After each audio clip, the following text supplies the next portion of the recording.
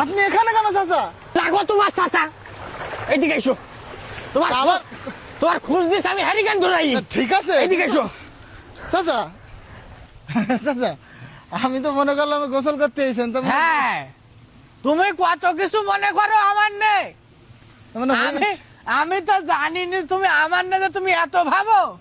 হ্যাঁ জি, মানে আমি তোমার ভাবনার মধ্যে এত থাকি। যাই হোক, হ্যাঁ চাচা, তুমি আমার জাকাতের যে তুমি আমার বললি চাচা জাকাত দিতে আমি দিলাম। হ্যাঁ হ্যাঁ হ্যাঁ, তোমার কথা শুনি আমি প্রতিবার আমি মানুষের শাড়ি লুঙ্গি দিয়ে আমি নাম কামাই, আমার একটা নাম যশ হয়।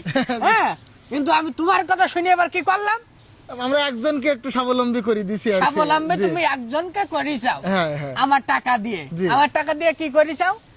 ওই যে সেলাই মেশিন কিনে দিছি, একটা ভালো দামি সেলাই মেশিন, প্রায় 30-40 হাজার টাকা দিয়ে। সেলাইন মেশিন কিনে দিছাও জি, যাতে সে একটু স্বাবলম্বী হয়। স্বাবলম্বী হতে পারে। আর ওই আমাদের আকিজির টাকা নিয়ে কি করিসাও? আকিজি যে জাকাতের টাকা দিয়েছে ওটা নিয়ে ওই ইজি ভাই কিন দিছি একটা। একজনের রিজি ভাই জি, জি। কিনে দিছাও। হ্যাঁ। আর আমাদের ওই মনসুরির টাকা নিয়ে কি করিসাও?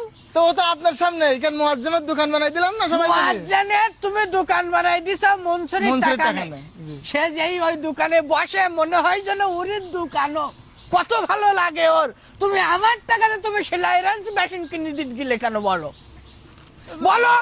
তো সমস্যা কোন জায়গায় তো বুঝতে পারছি না। সমস্যা মনসুর যেই যখন মুয়াজ্জিনের দোকানে হ্যাঁ। ইফতারের আগে যেই যখন বসে, হ্যাঁ, মাঝে মাঝে কি বসে। সম্মান তার দেয়, মনে হয় যেন ওর দোকানে ও নিজে বসে আছে। আপনি গেলেও তো আপনার সম্মানের সহিত বসতে দেন। আমি কোয়ালে যাব? তুমি লোকের সেলাই রাঞ্চ মেশিন কিনে দিয়ে যাও, সেলাই মেশিন, আমি যাই কি সেলাই মেশিনে বসবো বলো?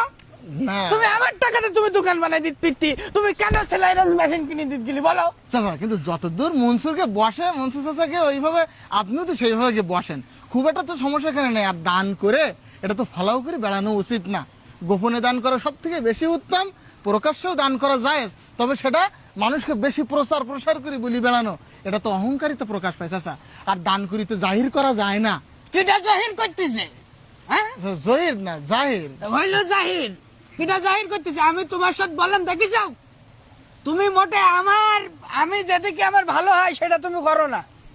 আমি খেয়াল করতেছ কটা বছর তুমি আমাকে মসজিদে রয়ে যাও, তোমার নড়ি চড়ি আমার কনে কি কি কি হইলো কি না হইলো, দুনিয়ার অসুবিধি সব তোমার আর আমার সাথে তোমার জন্য অ্যাডজাস্টমেন্ট হয়ে যায়। চাচা, তা আপনি যদি এত বসতি মন চাই দান করি তাতে, তা আপনি ইজি বাইক কিনে দিতেন ইয়ের তাই? সুমনের। আমি ইজি বাইক কিনে দিই, আমার নাম হয়ে যাক easy bike Mofizul. Easy bike Mofizul হবে কেন? কেন? আমার এখানে রয়েছে খালিদ, আমার বড় ভাই। হ্যাঁ। আমার খালিদ সারা জীবন লোকের ভ্যান কিনে দিয়েছে, ওর নাম হয়ে গেছে এখন ভ্যান খালিদ। তাহলে আমার নামও তাহলে ইজি বাইক মফিজুল হয়ে যাক, তুমি তাই চাও? তো এভাবে তো আসলে মানুষের নাম খারাপ করা উচিত না। তারপরে মানুষ বলে তো কি করবেন বলেন, মানুষের বুঝাইতে হবে।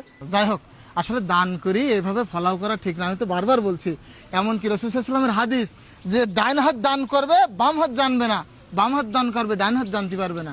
এই দানগুলো তো সবচেয়ে বেশি উপকার। আর আপনি যে সেলাই মেশিন কিনে দিয়েছেন, আপনি কখনো কি সেখানে যেতে পারবেন না? আসলে কবরে গিয়ে আপনি এই সব সাদকা জারিয়ার মতন পাতে থাকবেন, একজন মানুষকে স্বাবলম্বী করতে পারলে।